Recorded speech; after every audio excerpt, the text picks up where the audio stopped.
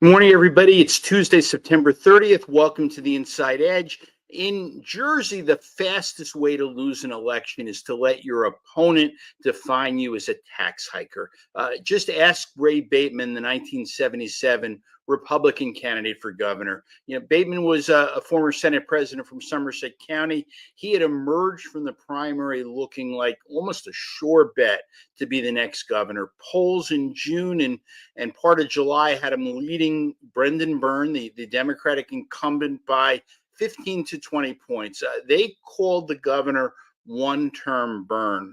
Byrne had been elected in 73 as a clean government reformer, but Jersey faced a fiscal crisis, and Byrne decided the state couldn't survive without a dedicated income tax. So passing that tax in 1976 was politically radioactive. His approval rating sank into the 20s, and polls showed most voters opposed his tax plan. Bateman probably could have done absolutely nothing and won. He could have avoided specifics. He could have spoken in broad generalities and coasted, but that's not how candidates were built 50 years ago.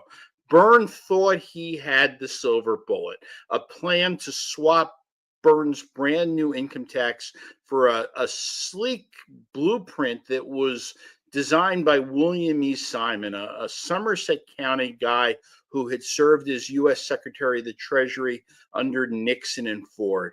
Bateman pitched it as a property tax relief plan. Byrne he called it something else. He called it the Bateman-Simon tax hike, and that was the whole ball game. The Simon plan wasn't crazy on paper. It looked to shift burdens off of homeowners. It tried to broaden the income tax base. It proposed giving the state a steadier stream of revenue. But this is Jersey, and voters didn't see reform. They saw another tax hike scheme, this one stamped with Ray Bateman's name on it. So instead of running against Byrne's enormously unpopular tax, Bateman wound up carrying his own plan on his back, and Byrne pounced. He told voters the choice wasn't between a tax and no tax, it was between his tax, already on the books, and Bateman's plan, which was untested and, in his view, scarier. Byrne took the biggest liability of his career and he weaponized it. And by August, Bateman's lead shrunk to single digits. It was a dead heat race in September, and by October, Byrne was ahead.